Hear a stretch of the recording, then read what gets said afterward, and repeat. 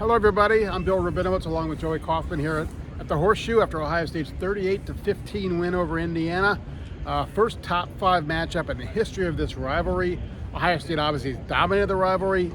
Indiana, again, this is uncharted territory for Indiana. And for a half, they looked like they belonged. It was a 7-7 game.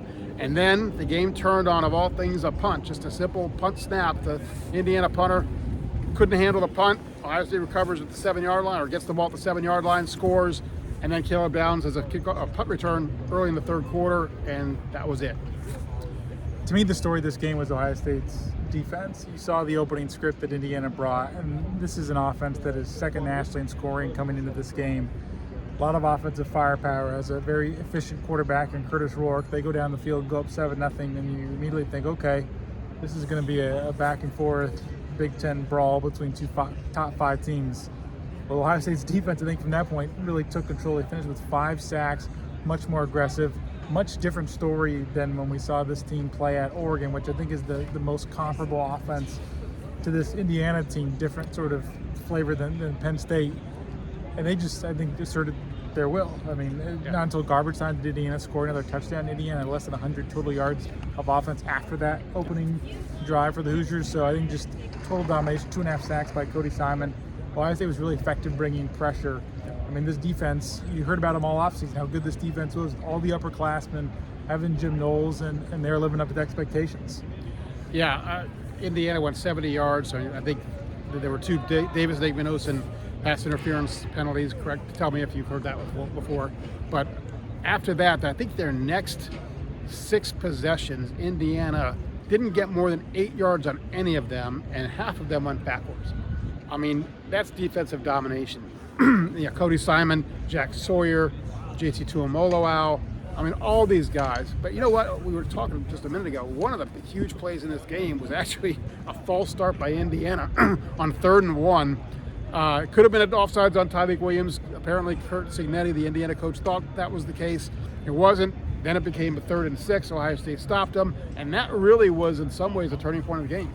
Yeah, I felt like there were several turning points. I thought about that one. The obvious one is the bobbled punt, right, where it looked like it was going to be 7-7 game going into halftime, right, and Indiana gets the ball to start the second half. Instead, they just gift Ohio State a touchdown because the Buckeyes get the ball inside the 10-yard line, and they punch it in, and that really was costly. Yeah, a major storyline going into this game was the offensive line for Ohio State. Seth McLaughlin tore his Achilles in practice on Tuesday. They've already lost Josh Shimmons, the left tackle. So now you're really dealing with a makeshift line. Those are 2 of your 3 best offensive linemen, and your third, Donovan Jackson, is a guard who's now at left tackle. So you've really got a makeshift line. And I thought they struggled in the run game most of the time. It wasn't a great running performance by Ohio State, but they protected Will Howard really well. Howard completed his first 14 passes. He was not sacked at all. All in all, I think you have to give them a passing grade for that performance. Yeah, I think so. I think you look at some situations where they had the 4th and short in the first half, and maybe it's a situation if you have Seth McLaughlin at your veteran center. They've been really effective with the quarterback sneak throughout this year. Instead, they're in the shotgun. It's a handoff with Quinshon Judkins that gets stuffed. In some of the short-yarded situations, it felt like they missed Seth McLaughlin in the interior. But as you said, I thought the pass protection held up. It didn't feel as if the offensive line was their downfall in this game, and you wondered, man, they just don't have a lot of depth. And I mean, we were watching warm-ups, and you look at the second-team offensive line. You have a true freshman who's at right tackle. You have a former walk-on at right guard. It's just Toby Wilson and Ian Moore. So they're thin. They've lost 2 of their starting offensive linemen, and so you're going your way down the depth chart. But it felt like the offense, for the most part, was able to keep on schedule. Yeah. All in all, just a really dominating performance. Again, Indiana scores in the first one. Ohio State has some chances they don't capitalize on. Will Howard threw an interception that went off of Jelani Thurman's hands. And you're thinking, okay, this is going to be a game. I mean, Indiana's right there. And then the punt plays turned it, and then Ohio State in the second half just dominated. The defense, the Caleb Downs return, the 2 punts. The 2 punts just changed the game. And then at the end, people might be talking about this. Ohio State punched the last touchdown, and TreVeyon Henderson broke through the middle and deliberately took a knee, slid down on the 1-yard line. And then you think, okay, they're going to take an E. Well, they didn't. Ohio State did punch it in, and Ryan Day and Will Howard said they just kind of wanted to put an exclamation point on this thing. Well, they did.